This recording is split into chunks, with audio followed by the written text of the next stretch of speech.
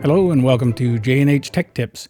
Today we're going to be going over some sewing machine troubleshooting techniques, problems, and solutions for those problems. The first one, if your sewing machine won't sew, I hear that a lot. Sewing machine won't sew isn't really a good description. You need to be a little bit more informational about what the actual problem is. And that's the biggest thing I run into whenever someone brings a sewing machine in for repair is they either describe a problem that doesn't really describe the problem, or they tell the clerks what they think the problem might be. The problem with that is if I go and I check that problem that they said they thought what it was, and it's okay, there's no problem. A lot of times I get people that'll say, I think my timing's off. Well, if I check the timing and the timing's just fine, then I still don't know what the problem is. So it's important to always give your service request a good description. So if it's my sewing machine won't sew, put a descriptor in there of why it won't sew. Describe the top and bottom thread, describe the stitch, and you'll actually help the technician be able to hone in on the problem. If your machine is skipping stitches is a common problem.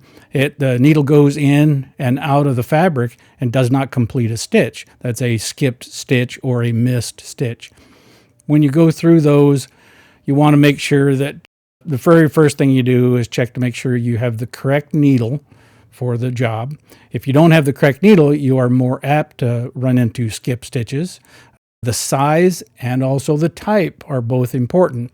You won't use the same needle for silk as you would for jeans, and you won't use the same size needles either. You'll use a very, very fine needle for silk and a very heavy needle for heavy jeans or denim. I always go back and I tell everybody about my number one rule I came up with many years ago. If you're skipping stitches, missing stitches, breaking needles, breaking threads, fraying threads, anything like that, the very first thing you should do is change the needle. And when you change the needle, go up one size in a needle. If you go up one size and you test it and the problem goes away, could have been your needle size. The type of needle too, make sure you have the correct type of needle. Not all needles are made the same. There's a whole variety of different needles that work better for different fabrics. You may have to actually go up two sizes of needles. And if you go up two sizes of needles and the problem persists, go up one size and it persists, and you go up a second size up and it still persists, that's telling you that there's a problem in your machine. Jess's rule number 2. The main thing you want to make sure of is that the needle is stronger than the fabric. If the fabric is stronger than the needle, it's going to pull that needle or push that needle wherever it wants it to, and you're going to get a stray needle that's going to go down and strike something, either the needle plate or something below the needle plate, which broken needles and stray needles where they deflect are going to cause the damage to your machine. So if the needle is stronger than the fabric, what happens is the needle is then going to drag the fabric over to it. And so you wind up not having deflected needles and damaged parts inside your machine underneath the needle plate, and especially a scarred up needle plate. A scarred up needle plate will snag your thread, fray your thread, cut your thread, give you all kinds of problems. So with that said, it's better to err on the side of having too large of a needle than too small of a needle. Too small of a needle gets you the deflection and gets the damage to your machine and skip stitches and frayed threads and all the other problems that go along with it. Just going just a little bit larger usually will help you with your sewing projects. And a lot of people get afraid of having too big of a hole punched in their fabric. As soon as that is laundered, those holes close right up.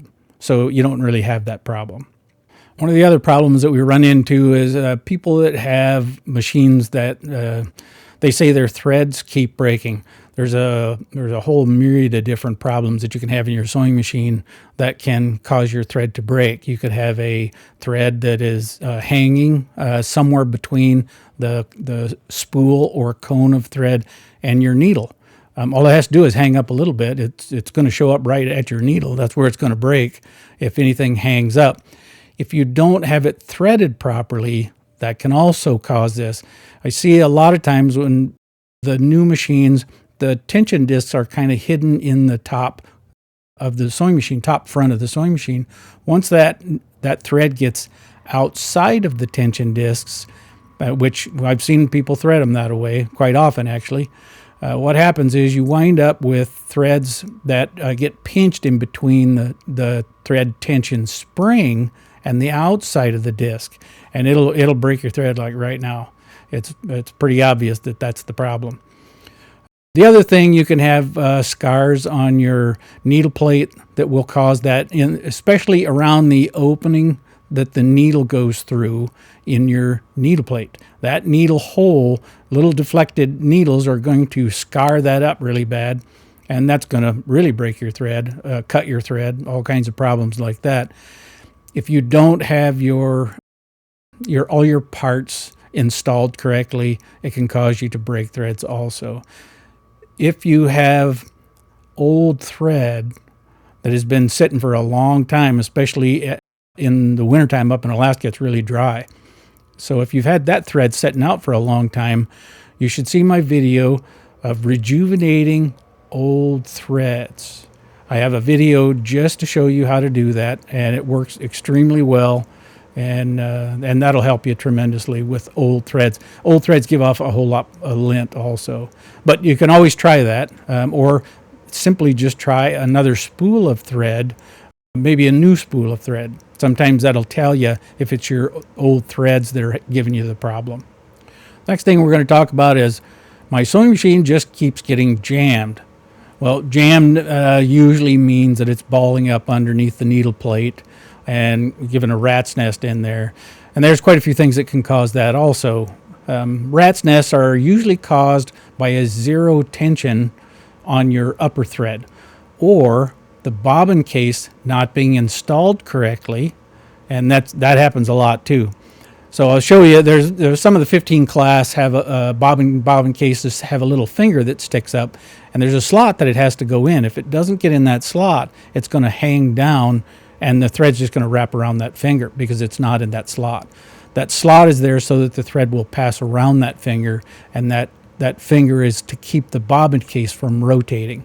On a full rotary hook, whether it's a drop-in bobbin or one you put a bobbin case into the rotary hook from the front, both of those still have a position bracket. Always has something. All of those bobbin cases have something to stop the bobbin case from rotating.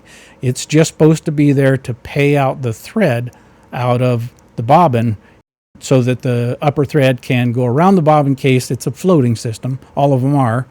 And it's going to complete the stitch by going around the bobbin and bobbin case. The thread take-up lever is the part that's going to pick up the large loop of thread that has gone around the bobbin and bobbin case. That's the eye that goes up and down on the front, kind of inside front of your sewing machine. That thread take-up lever, if the thread comes out of that, it's going to leave that loop down underneath the needle plate because it's not taking up the excess loop. If it's not taking up the excess loop, your hook is going to come around and grab that loop and a new loop off of the needle. And before you know it, you're going to have, half a dozen loops underneath there, and your hook is going to jam up, and you're not going to be able to complete your stitch. And usually that messes up your fabric a little bit, and sometimes will even break your needle. So it's important to make sure, a little simple trick is just simply always make sure that your needle is lifted whenever you thread your machine. When the needle is lifted, your tension discs have been opened so that you can get the thread in there easily. A lot of people just pull their threads through, grab it with one hand and pull it through all of their thread guides and the tension assembly all the way down to the needle. The problem with that is sometimes your thread won't make it all the way into those thread guides or even the tension disc, or it might get outside the tension disc. So you want to make sure that you grab a hold of the thread with your right thumb and index finger and hold on to the thread right where it comes off of the spool while you thread your machine with your left hand all the way down to the needle. You don't need to have, a death grip on the thread that you're holding at the spool, just enough to add a little bit of tension so that you make sure that your thread can get in all of the places, all of the thread guides, all the way that it's supposed to get into, all the way down to the needle. The needle, of course, you're going to use your needle threader, and always remember, when you use your needle threader, if it's an automatic needle threader, make sure you let the machine stop on its own before you attempt using your needle threader. The synchronizer inside the machine is going to stop that needle and needle eye and the threader where they're going to mate up and thread your needle. So you always want to make sure that the sewing machine stops on its own before you use the needle threader. One of the other things I hear quite a bit is that sewing needle issues. Sewing needle issues are not really that descriptive. You just have to make sure that you're using the correct needle for the type of fabric that you're trying to sew, and you want to use the correct size for the type of project that you're trying to sew. Like I say, you're not going to use the same needle for silk as you will for heavy denim. Here's another one that I hear a lot. My sewing machine is banging. It sounds like it's hammering. Well, most of the time, what that is actually a dull needle. A dull needle has to punch through the fabric because the tip of the needle is flattened. When it does that, it makes you will think that there's something wrong with your machine, especially if you're sewing heavy fabrics like denims, because it's going through a lot thicker and heavier material. It'll make a whole lot more noise, and it really sounds bad. I can actually be in my service room and hear blunt needles all the way across the shop in the sewing classroom. That's how much noise they'll actually make. So if you suspect that your needle is hammering and making a lot of noise, then you want to make sure that you just put in a new needle and test it. It'll tell you right away if your needle was blunted. You can take and drag the needle tip as you rotate it across your fingernail, and your fingernail will pick up those little burrs real easily where you can't feel them sometimes with your tips of your fingers. Your fingernail will. You'll actually feel it snag on your fingernail when you're dragging it across. You just give it a little roll as you're dragging it across, and it'll, in a lot of cases, actually leave a scratch on your fingernail. Another thing I hear a lot when people bring their sewing machine is, and we say, what seems to be the problem? The number one problem by over 90% is tension problems. First, if they're really upset, you have to wonder that they've had the tension problems for a little while, and now not just their sewing machine has tension problems, they do too. So you have to kind of be a little bit ginger with them when you explain this stuff to them. But tension problems doesn't really explain anything. And so what you want to make sure of is you do a descriptor. You want to describe the stitch on top. For example, I get big loops on the bottom side of the fabric, or I get big loops on the top side of the fabric.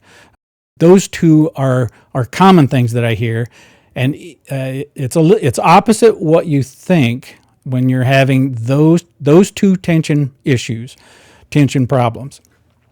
If your thread is looping on the top side of the fabric, it's usually the bobbin thread. If the thread is looping on the bottom side of the fabric, it's usually the top thread. Almost everybody goes to the bobbin case first for anything, and you shouldn't do that because, especially nowadays, those bobbin case thread tensions are set with a grams gauge, and so you don't want to change that because you throw the balance point off. But you have a real easy way to adjust the tensions on top, and that's what you want to try to use always to regulate your tension. It's pretty easy. If you're getting loops on the bottom side of the fabric, you can increase your top thread tension to see if those knots get pulled up into the fabric.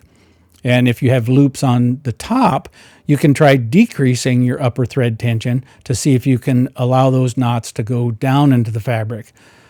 But before you get to that stage, what you want to make sure you do is check your bobbin thread, pull it up through the needle plate, and pull about 10 inches of thread out of the bobbin case slowly. You should feel a very light tension.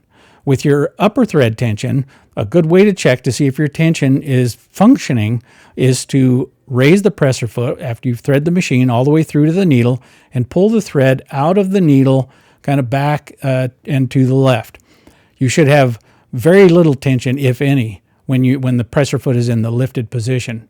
When you lower the presser foot and you pull the thread the same direction, it should significantly flex your needle. I mean, almost to the breaking point on some machines. So that tells you that your tension is working. If you have your upper thread threaded through the needle and you lower the presser foot and you do not have any tension at all, either the thread is not in between the tension discs or you have a big bunch of debris that has gotten caught in between the tension discs. And if that's the case, it's easily to spot. All you have to do is hold a light above the tension discs so that you can look in between the tension discs. And when you raise the presser foot, remember those tension discs are open, so you can use a long straight pin to skewer that little piece of debris and lift it out of the top. Now don't forget to go, there's a little pin that goes across in the center of the tension discs. It holds them all in place. So you want to make sure that you go through all four sides, over that pin, under that pin, behind that pin, and in front of that pin that goes horizontally through those tension discs. And you can skewer any of those little bits of debris and fuzz and thread and pull that out of there. And then what you want to do is you want to go back and test your upper thread tension again, doing the same process. Raising the presser foot, make sure it's nice and free and easy, pulls out of your needle really, really smoothly, very light tension if any, and then lower the presser foot and it should flex the needle. If it's still not flexing the needle, you may have another problem in your machine. You may have a solenoid that's gone out that opens and closes your tension disc, or you may have something that has come loose. But those are the ways to check your upper thread tension, and that's going to get your machine back in sewing and hopefully alleviate some of your tensions if you're having that problem. Next thing we're going to go over is sewing machine not feeding. Sewing machine not feeding can be a whole lot of different things, but the most common thing it is, and you can do this if you remove your needle plate. Some people's needle plates use screws and some people's just have a lever that you can release them. But if you remove the needle plate and look at the needle plate where the feed dogs actually are, you'll see there's little bars in between the holes that the feed dogs are coming up through. Those little bars that are in the middle are going to pack the lint down in between the bars of feed dogs. So what you want to make sure you do is take your needle plate off every once in a while and clean out between the feed dog bars. What happens is that's a lot of pressure, and your feed dogs are going up and down every time your needle is going up and down. If you don't clean those out, what's happening is you're putting a lot of pressure on the feed eccentric cam, and so you're wearing your cam out really fast. So if you've left it in there and you haven't cleaned those out forever, what happens is that feed eccentric cam gets worn down, and now your feed dogs aren't coming up high enough above the needle plate to feed your fabric. So what you want to do on a regular basis is take your needle plate off and clean in between the feed dog bars. It'll actually surprise you if you haven't done it in a while how much debris gets caught up in there. You want to make sure that you have your machine serviced fairly often too, because that we always take and clean that stuff out, and then we always lube your eccentric cam, so your eccentric cam will last longer. And on a lot of machines, that eccentric cam is made out of a nylon or Delrin or plastic, something along those lines. The problem with that is it's going to wear, and as it wears, we adjust your feed dogs a little higher. Well, there becomes a point when we cannot adjust your feed dogs up anymore to get them up above the needle plate. If we do get it above the needle plate, your feed dogs are just going back and forth. They don't actually go down anymore because the feed eccentric cam is too worn. That means your feed eccentric cam is going to have to be replaced. And that means most of the new machines, your whole lower main shaft has to come out of the machine, and it makes it a very expensive repair. Just simply removing your needle plate, cleaning in between the feed bars can help alleviate you from having that problem.